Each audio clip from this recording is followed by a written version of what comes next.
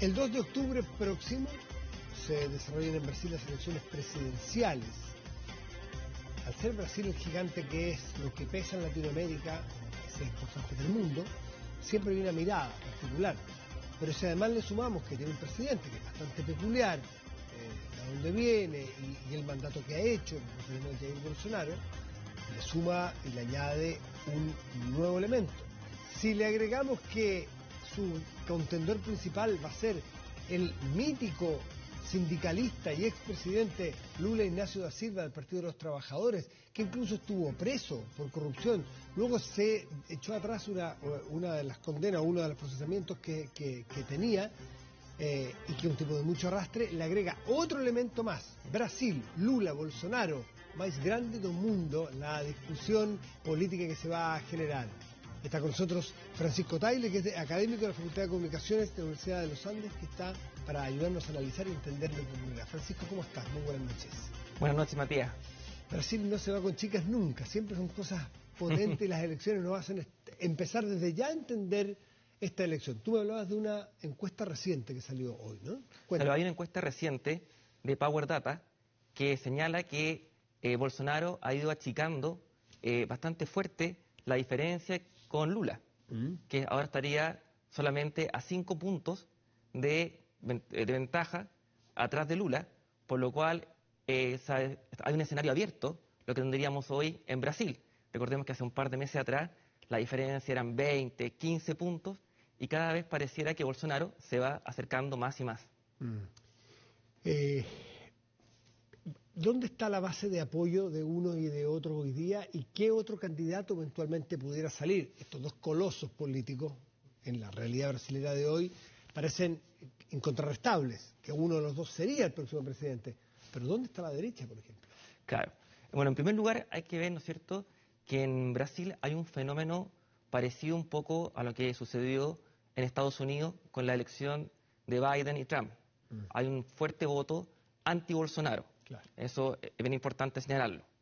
Lo segundo es que Lula ha sido bastante hábil en tratar de formar una coalición lo más amplia posible, pero no solamente a través de partidos de izquierda, sino que también en la fórmula con un vicepresidente, claro, que es de un partido de centro-derecha, como es el PSDB, claro, de Brasil. Geraldo Alckmin. Geraldo Alckmin, que ¿cierto? Fue rival, adversario suyo en las elecciones anteriores, cuando estuvo Lula, y Lula le ganó, y es un hombre en materia económica neoliberal, por ejemplo. Exacto. Entonces, ¿qué hace Lula con un neoliberal en su fórmula presidencial? Bueno, hay que decir que Alckmin renunció al PSDB para poder ir en dupla con Lula. En este sentido, es un poco lo que está buscando Lula, ¿no es cierto? Ampliar lo más posible su coalición, más allá del PT y más allá de la izquierda típica brasilera, para, en el fondo, hacer una gran coalición anti-Bolsonaro. Por otra parte, Bolsonaro, hay unas políticas sociales que están dando fruto a Bolsonaro en la última semana, que es una que se llama, por ejemplo, Auxilio Brasil. Y es una política monetaria que va en ayuda de las familias más pobres de Brasil, que alcanza alrededor de 18 millones de personas. Asimismo, Bolsonaro está con una estrategia muy fuerte de ir a disputarle al Partido de los Trabajadores, principalmente la zona del nordeste de Brasil, que ha sido históricamente del Partido de los Trabajadores, de Lula, y ahí está Bolsonaro tratando de aumentar un caudal de voto que siempre ha sido esquivo para Bolsonaro. Cuando vemos que este candidato del partido del PSDB, el Partido Socialdemócrata de Brasil, el partido de Fernando Henrique Cardoso, que es socialdemócrata, ¿no es cierto? Sus siglas lo indican, y que se haya salido Alckmin, se haya ido con Lula, ¿es posible que todo el Partido Socialdemócrata termine votando también por Lula? ¿O ese sector se puede agregar a la centro derecha o más derecha y hacer una candidatura propia? Es bastante complejo porque el Partido Socialdemócrata se mantuvo neutral en la segunda vuelta entre Haddad y Bolsonaro el año 2018. Por lo cual, esa ha sido un poco la postura, porque el PSD es un rival, podríamos decir, histórico del Partido de los Trabajadores. Por lo cual, que ahora estén en una coalición con Lula es bastante complejo, por muy mal que le parezca a Bolsonaro. O sea, es no participar de la elección, sencillamente. Es que es un partido tradicional de Brasil, pero que ha ido perdiendo fuertemente apoyo. El año 2018, Alckmin sacó menos del 5% de los votos. Bueno, pero es que quizás esa es la elección. O sea, va a tender a la desaparición, como desapareció, entre comillas, el APRA en Perú o en nuestro país, partidos tradicionales que van perdiendo fuerza paso a paso y en forma acelerada y en muchas partes del mundo. Quizás la lección que sacaron es que al no participar y al declararse neutral entre Haddad y Bolsonaro, en buen chileno no los pescó nadie y dejaron de ser importantes. En una de esas, el incentivo es ahora tomar partido. Pues. Tomar partido y también tener en cuenta que la elección de octubre en Brasil es una superelección, que no solamente se elige el presidente y el vicepresidente, sino que se elige la Cámara de Diputados, los senadores y los gobernadores. Por lo cual, todo juntos, completo. Claro, entonces, esa como superelección hay que estar bastante atento con lo que sucede, porque hoy el Partido Liberal, el partido de Bolsonaro, es el partido con mayor escaño de los 513 de la Cámara de Diputados. Y hoy día el gobierno en Brasil tiene mayoría en la Cámara de Diputados y no es mayoría en el Senado. Entonces hay que ver cómo queda configurado el Congreso en Brasil tras esta elección. Y asimismo también el Partido de los Trabajadores tiene la mayoría de gobernadores. Y claro, uno mira qué podría ocurrir en la derecha, que no participa de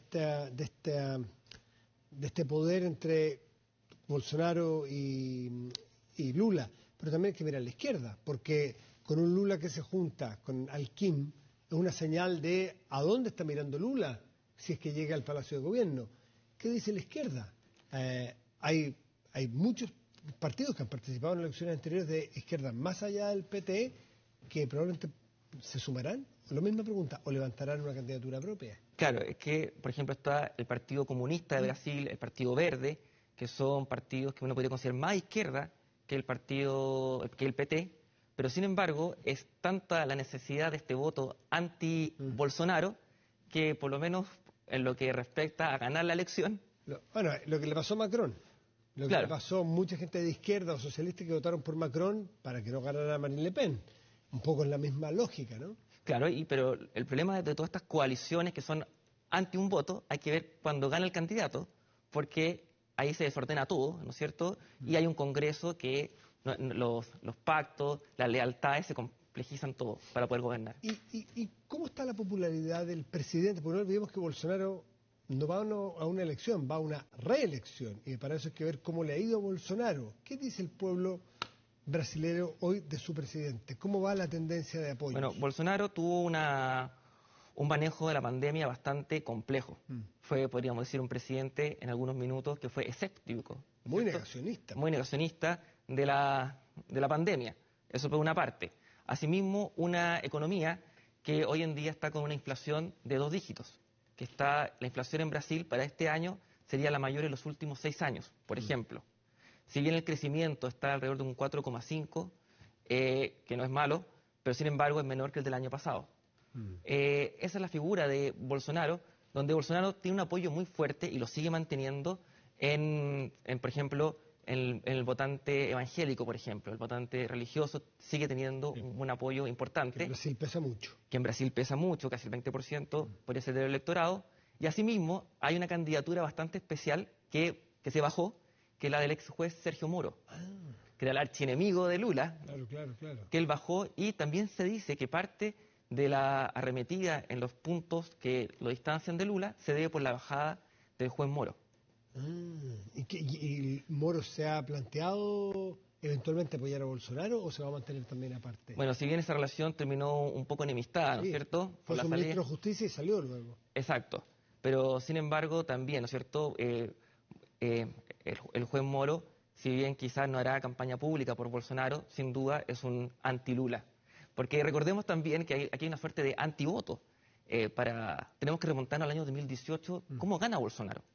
Bolsonaro gana también por el antivoto al Partido de los Trabajadores y sus escándalos de corrupción. Por eso es bien interesante esto, Matías, porque son dos campañas que van a mirar al pasado. Si bien hablan de futuro, van a mirar al pasado. Por un lado, Lula va a querer recordar ese 2003, ese 2010, esos años cuando fue presidente, donde sacó... Bastante gloriosos de Brasil. Bastante glorioso, ¿no es cierto? Muchos brasileños salieron de la pobreza durante esos años con Lula.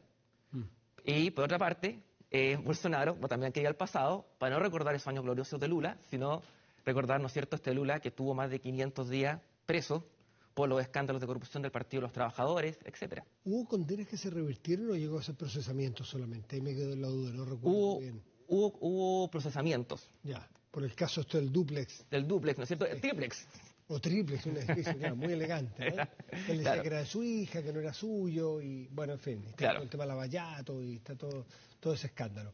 Bueno, pelea de titanes. Pelea de titanes. Dos expresidentes al 2 de octubre se van a enfrentar, salvo que aparezca algo distinto. De aquí a octubre queda mucho, pueden aparecer personajes pintorescos y populistas, llamativos y, en fin. Francisco Tagle, como siempre, muchas gracias por ayudarnos a entender lo que ocurre en otras partes. Muchas gracias, Matías, por la invitación. Muy bien. Pausa y volvemos, espérenos.